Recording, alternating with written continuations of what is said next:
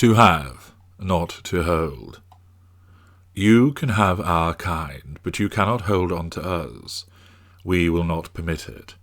We are the archetypal individuals who you can experience, you can love, enjoy, cherish, and so many other things.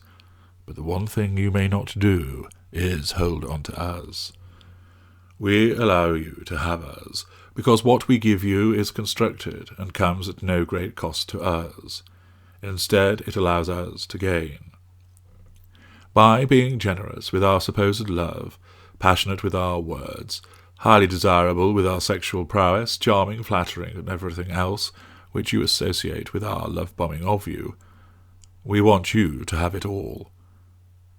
We want you to have all of our charm, our magnetism, our illusion.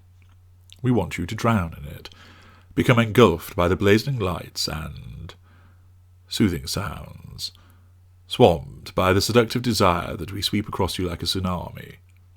You can have it all, because the more we give you, the more likely you will be carried away by this tidal wave of false love. The more sugar we pour over you, the sweeter the golden period, and the greater your addiction to us becomes. Naturally, the extent of how much you can have of us is governed by our energy levels and our capacity for control, so that the experience is all the more fuller should you be ensnared by a mid-ranger than a lesser, and many times more intense should you fall prey to a greater narcissist. You can have all of our time because it serves our purposes.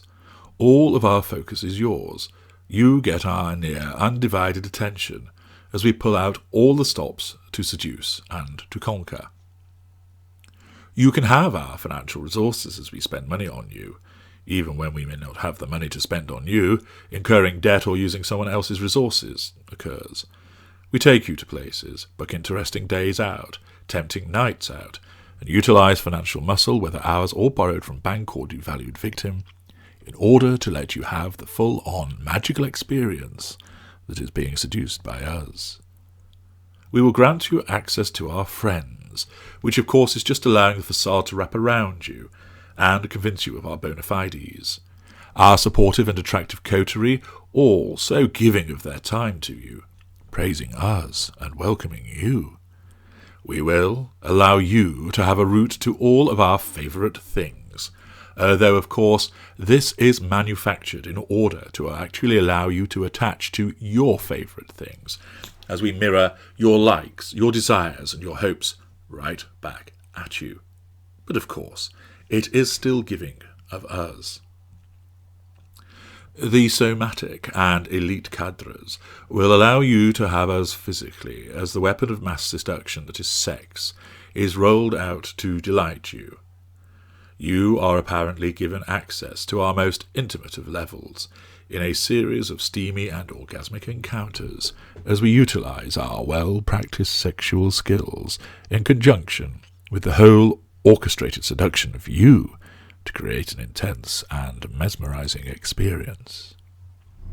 We may move you in, a supposedly generous act, as we allow you to have closeness and regular time with us, all engineered, of course, to maintain our facade of pleasantry and reliability, as you are bound closer to us.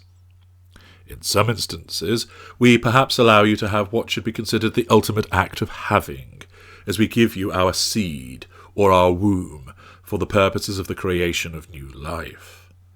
Yes, by allowing you to have so much of us, we create the image of someone who gives, someone who sacrifices, who thinks of you before we think of ourselves, and thus you, understandably, fall for this, and truly believe that you have us.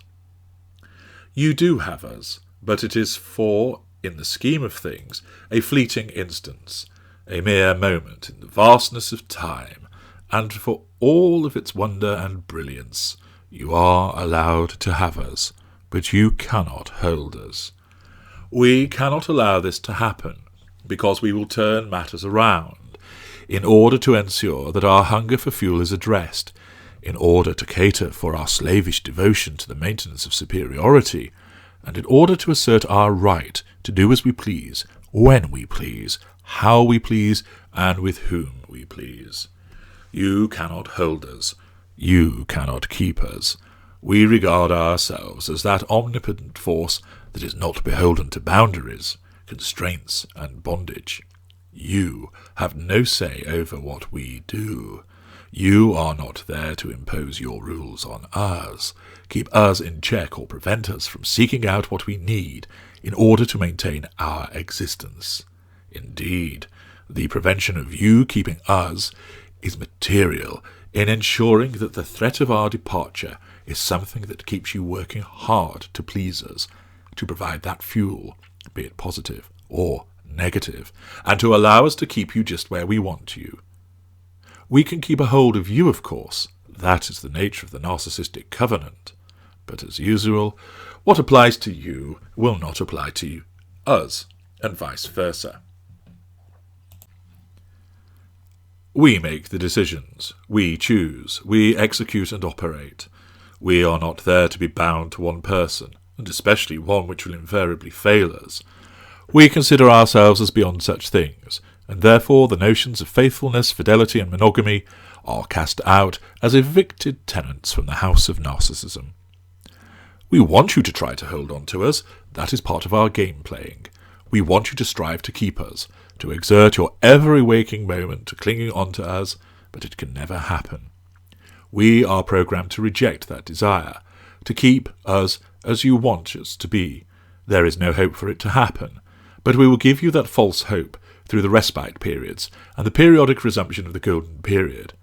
You are led to believe that you have managed to keep us, that you can continue to have us and to hold us, but it will not last, and it cannot last, because the concept of being beholden to you and just you will ultimately run contrary to our needs, and as you are well acquainted with the idea now, our needs must always come first.